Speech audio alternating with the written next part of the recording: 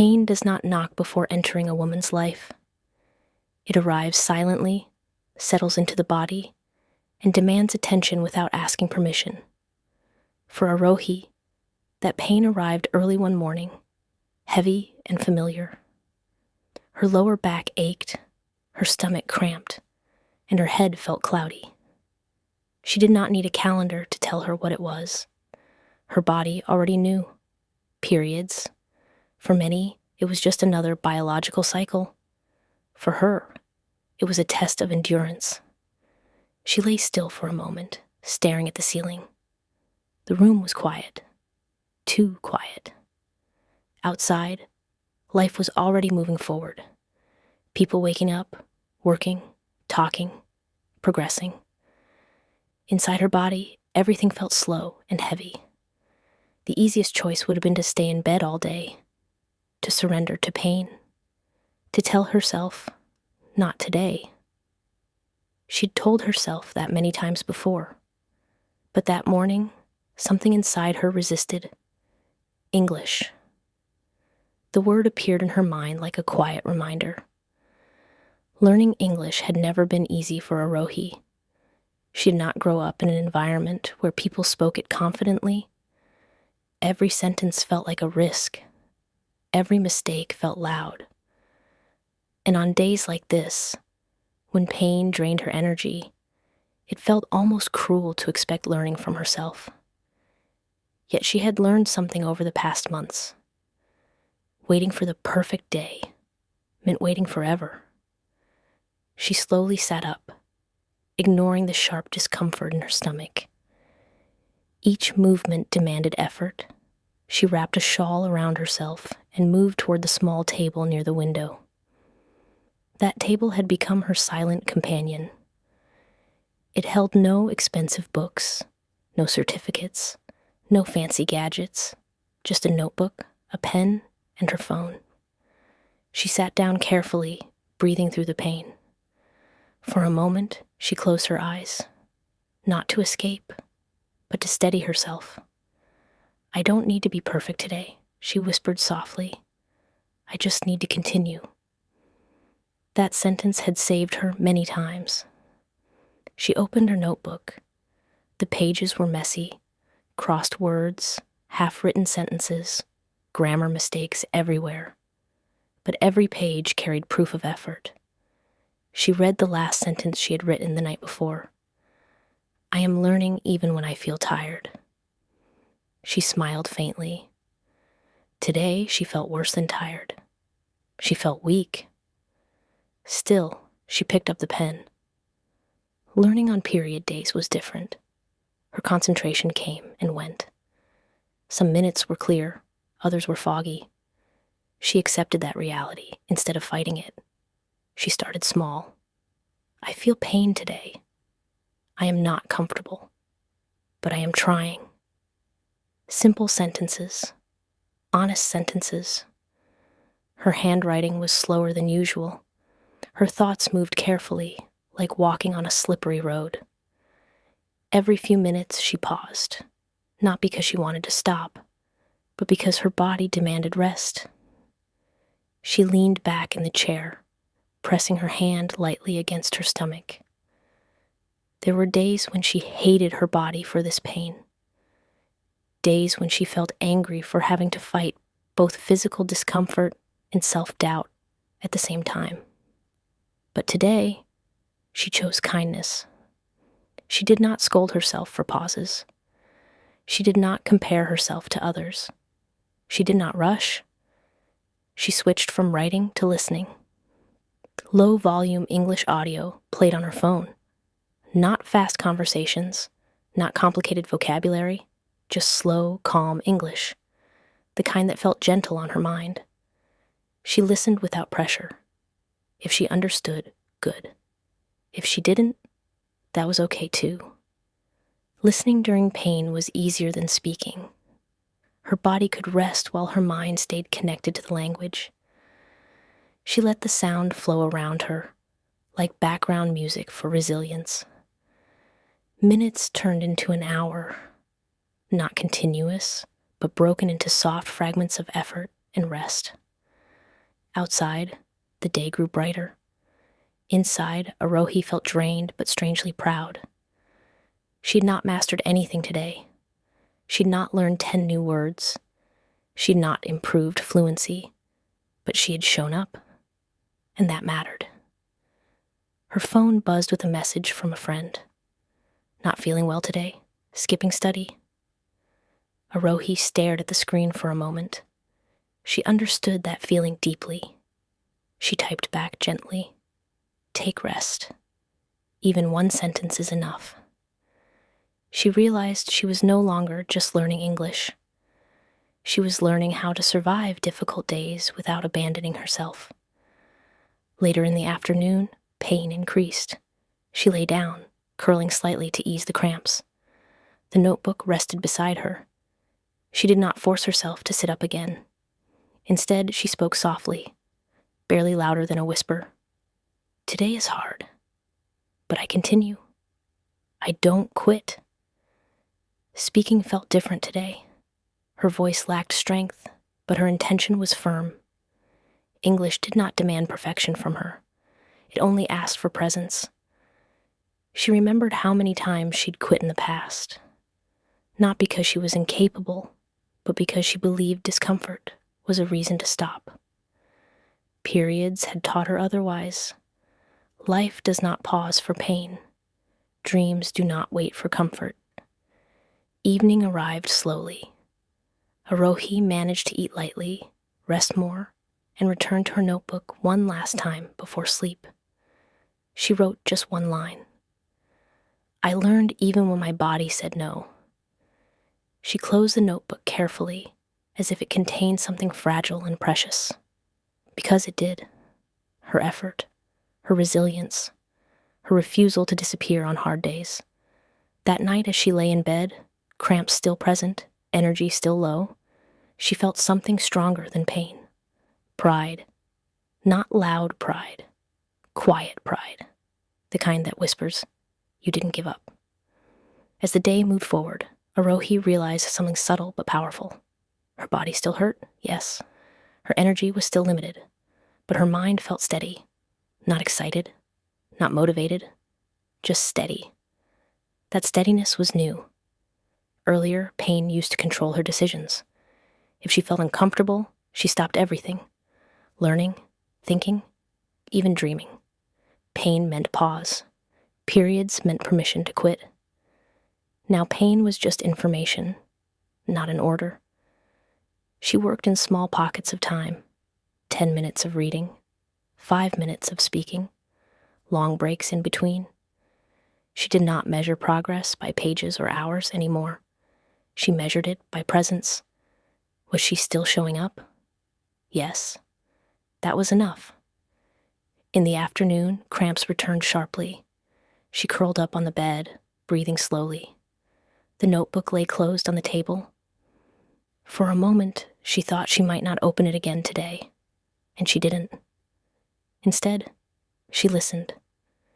English audio played softly beside her pillow. Not lessons, not instructions, just a calm voice reading a simple story. She didn't focus hard. Sometimes she drifted. Sometimes she slept. Sometimes she caught a sentence clearly and repeated it in her head. This too was learning. She'd stopped punishing herself for how learning looked. Pain does strange things to time. Minutes stretch, hours blur. But through it all, one thing remained constant. She did not disconnect completely. Even when she couldn't speak, she listened. Even when she couldn't write, she thought. Even when she couldn't focus, she stayed connected. That was the difference. By evening, the pain softened again. Tiredness replaced it. A deep, heavy tiredness that felt earned. She sat up slowly and reached for her notebook one last time. She didn't write much. Just one sentence. "I stayed." She closed the notebook and held it for a moment, pressing it gently against her chest. That notebook had seen her on strong days and weak ones. It had absorbed frustration, tears, hope, and stubborn persistence. She realized something important then. Most people learn only when life is kind. She was learning when life was demanding. That kind of learning stays longer. Night fell. Outside, sounds of daily life faded. Inside, Arohi lay quietly, her body still recovering. Her phone rested beside her, screen dark. No audio now, no effort, just rest. And yet even in rest, she felt connected to her goal. The next day came with less pain. Not gone, but manageable. Arohi noticed how different she felt emotionally.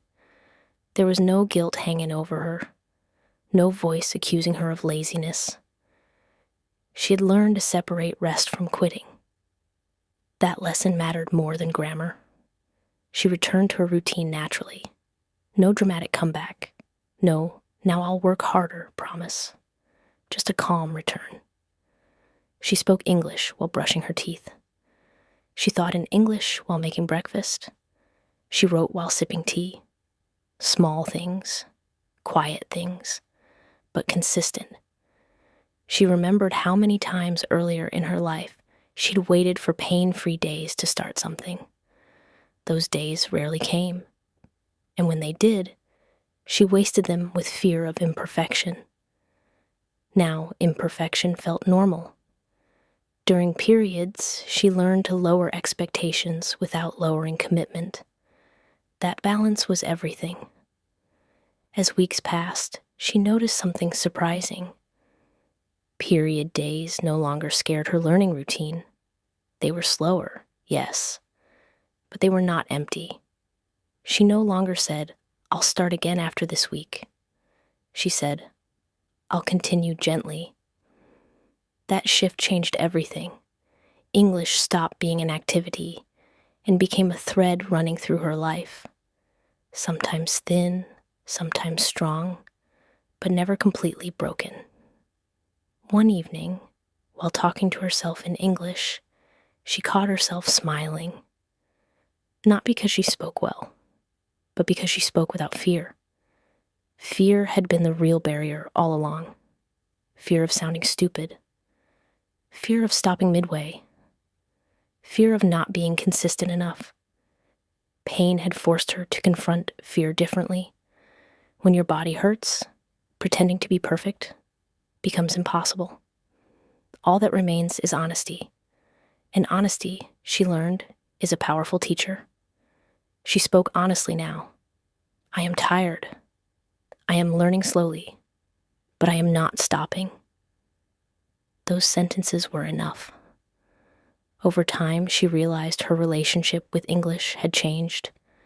It was no longer something she tried to conquer. It was something she lived with. Some days it walked beside her. Some days it waited quietly, but it stayed. And so did she. As days passed, Arohi noticed a quiet change within herself. Period days still came with pain, fatigue, and emotional heaviness, but they no longer carried fear. They no longer signaled a break from learning. Instead, they simply asked her to move more gently. That distinction mattered. She stopped asking herself, can I learn today? She started asking, how can I learn today? On stronger days, she spoke more. On weaker days, she listened more. On the hardest days, she did nothing except stay connected. And connection, she realized, was everything. There were moments when her body refused cooperation. Her head felt heavy, her concentration slipped, and words blurred together. Earlier, this would have frustrated her. Now she accepted it as part of the process.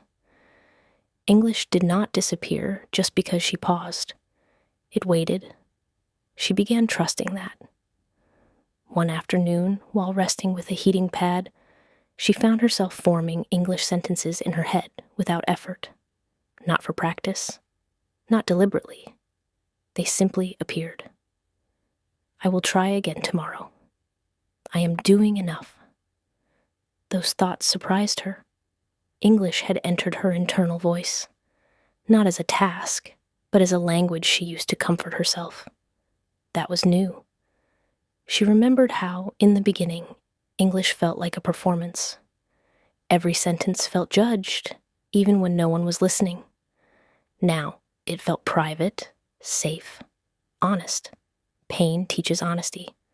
When you are uncomfortable, pretending becomes exhausting. You stop trying to impress, even yourself.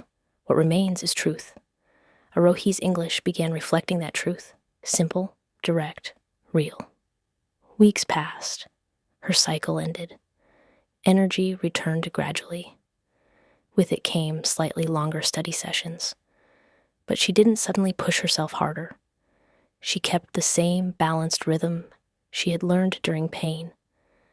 That rhythm protected her from burnout. She realized something important. Consistency does not mean intensity. It means return.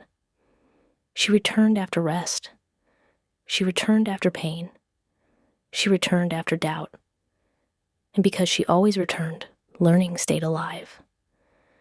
There were days when she looked back at older notebook pages and smiled. The sentences were broken. Grammar was imperfect, but the effort was undeniable. Each page carried proof that she did not abandon herself, even when her body asked for comfort first. That mattered more than fluency. One evening, while practicing speaking, she recorded her voice for the first time in weeks. She listened back. Her pronunciation was not perfect, but her tone was calm. There was no shaking, no hesitation. She realized that pain had trained her to speak without overthinking. When you are in discomfort, you don't have the luxury of perfection. You say what you can. That habit stayed with her.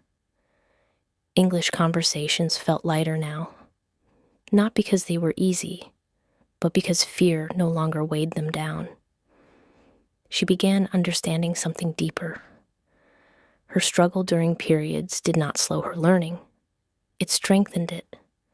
It taught her how to adapt, how to forgive herself, how to continue without cruelty. These lessons went far beyond language. She noticed the same mindset appearing in other areas of life. When she felt overwhelmed, she broke tasks into smaller pieces. When energy dropped, she rested without guilt. When she returned, she continued calmly. Learning English had become a mirror of how she handled life. Not perfectly, but patiently. One night, while writing in her notebook, she ended the page with a sentence that felt complete. I learn even on hard days. She did not underline it. She did not decorate it. She simply closed the notebook and rested. Because now she believed it. Time did not suddenly make things easy. What it did was make Arohi familiar with difficulty. Pain no longer shocked her system. Fatigue no longer felt like failure. She had learned how to exist inside discomfort without letting it decide her future. That skill changed everything. As months went by, her relationship with English deepened. She stopped labeling days as good or bad for learning. Every day simply became different. Some days gave more. Some days took more. None of them were wasted. During one cycle, the pain was stronger than usual. Her body felt heavy, emotions unpredictable. Earlier, she would have mentally written off those days.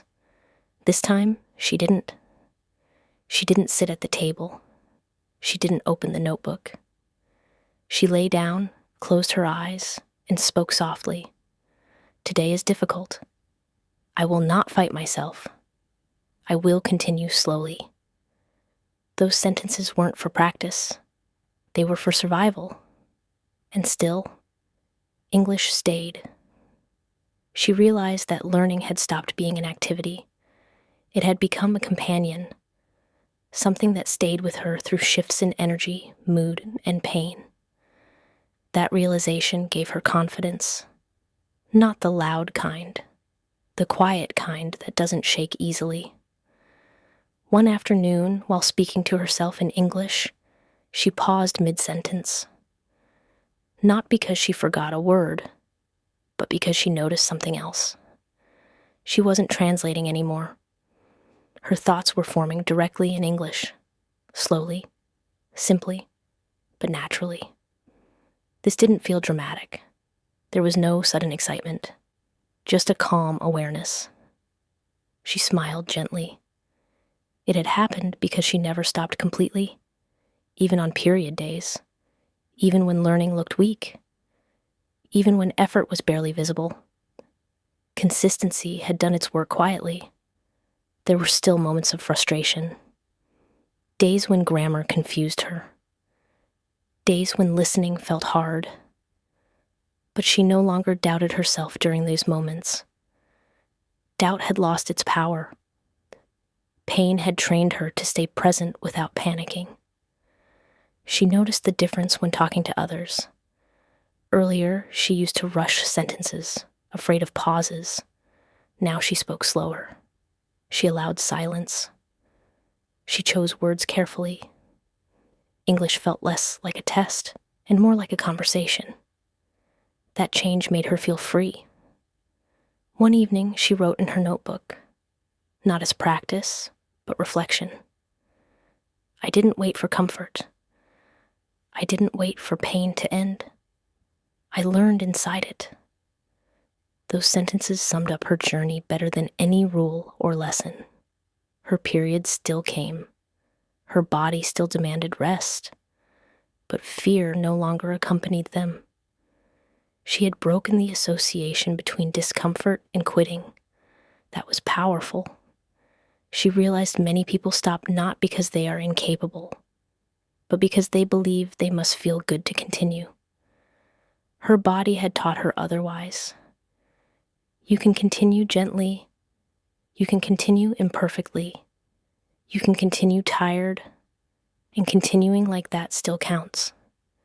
As she closed her notebook that night, Arohi felt something steady inside her. Not motivation, not excitement, trust. Trust in her ability to return. And that trust, she knew, would carry her through many more difficult days, period days or otherwise. With time, Arohi stopped seeing her journey as something dramatic. There were no heroic moments, no sudden breakthroughs. What existed instead was steadiness, a quiet refusal to disappear when things became uncomfortable. That steadiness became her strength. She noticed it one morning while getting ready. Her body felt fine that day, but her mind was tired. Work, responsibilities, expectations, everything pressed at once. Earlier, mental exhaustion would have been enough to skip learning. Now she didn't skip. She adjusted. She spoke fewer sentences. She listened more. She lowered the volume of effort, not the direction. That distinction changed how she approached everything. Periods had taught her that pushing through pain aggressively only led to burnout. Respecting limits while staying connected led to growth.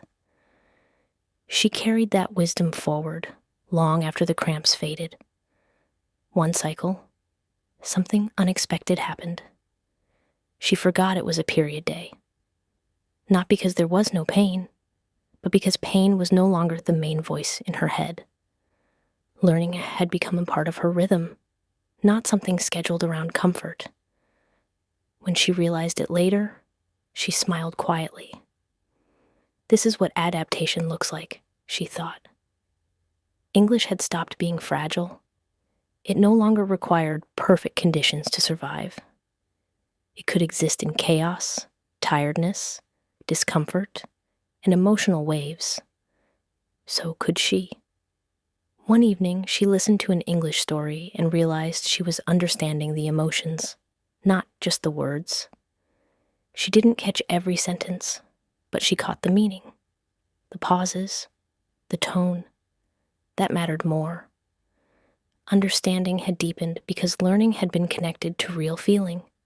Pain, patience, endurance. All of it had trained her to listen more deeply. She reflected on this in her notebook. I learned English while listening to my body. That sentence felt true. She wasn't fighting herself anymore. She was cooperating with herself. On high energy days, she moved faster. On low energy days, she moved softer. But she always moved. And because she always moved, she progressed.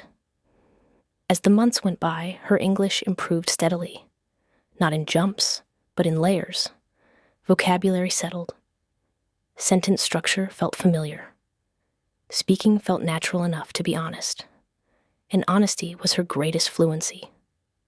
One night, before sleeping, she whispered something in English without thinking. "I'm proud of myself." The sentence surprised her. She lay still for a moment, letting it sink in. She wasn't proud because she was fluent. She wasn't proud because learning was easy. She was proud because she stayed. Stayed through pain.